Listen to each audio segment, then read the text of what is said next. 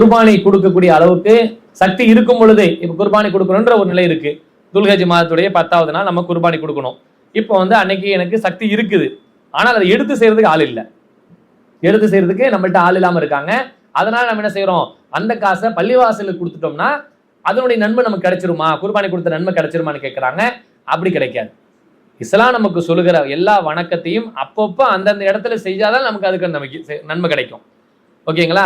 இப்ப நான் தொழுகை இருக்கு, நான் தொழாம வச்சுட்டு நான் ஒரு 10,000 ரூபாய் தர்மம் செஞ்சுறேன், எனக்கு தொழுகை நன்மை தந்துடலான்னு சொல்ல முடியுமா?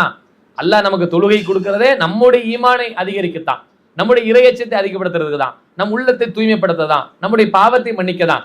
தர்மங்கள் வழியாக அல்லாஹ் பாவத்தை மன்னிக்கிறான் என்பதில் மாற்று கருத்தே இல்லை. தர்மம் செய்யும்போது நம்ம பாவம் எல்லாம் மன்னிக்கப்பட தான் செய்யுது, அல்லாஹ்வுடைய அருள் நமக்கு கிடைக்க தான் செய்யுது. அதுல மாற்று கருத்துல இஸ்லாம் நமக்கு நிறைய வலியுறுத்துது.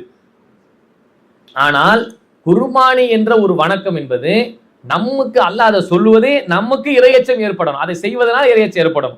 லை யனால் அல்லாஹு லுஹுமுஹா வலா திமாவுஹா வலாக்கி யனாலுஹு தக்வா மின்கும். நீங்கள் அதை அறுத்து பலிடுகிற ரத்தங்களோ இறைச்சியோ என்னை சேர்றது இல்ல, மாறாக இறையச்சம் தான் என்னை அடையுதுன்னு அல்லாஹ் சொல்றான். லித்து கபீர் அல்லாஹ மஹலாஹதக்கும். அது அல்லாஹ் சொல்லுகிற முக்கியமான ஒரு செய்தி.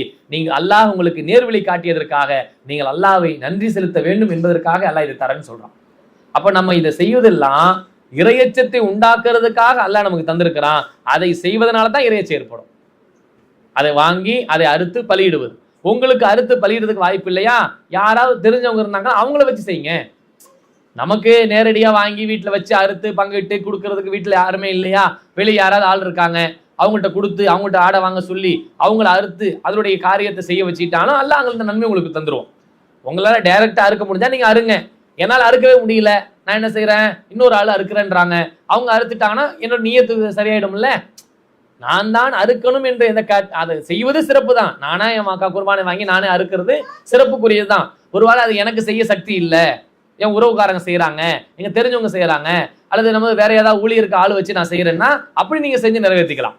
அதனால அந்த காசை எடுத்து பள்ளிவாசலுக்கு கொடுக்கறது என்றால் அந்த மாதிரியான காரியத்தை செய்தனால் அந்த நன்மை நமக்கு கிடைக்காது. அது நீங்க புரிஞ்சுக்குது. புரியுதா உங்களுக்கு? இந்த இபாதத்து வேற, பள்ளிவாசலுக்கு செய்யற தர்மம் வேற, இந்த இபாதத்து வேற. பள்ளிவாசல் என்பது இறை ஆலயம். அல்லாஹ்வுடைய ஆலயத்தை கட்டுவதற்காக நீங்க பொருளாதாரம் கொடுத்தீங்கன்னா அல்லாஹ் சொல்கிறான், மறுமையில் அது போல உங்களுக்கு ஒரு மாளிகை அல்லாஹ் எழுப்புவான் அப்படின்னு ரசூலுல்லாஹ் சொல்றாங்க. அது ஒரு தனி இபாதத்து.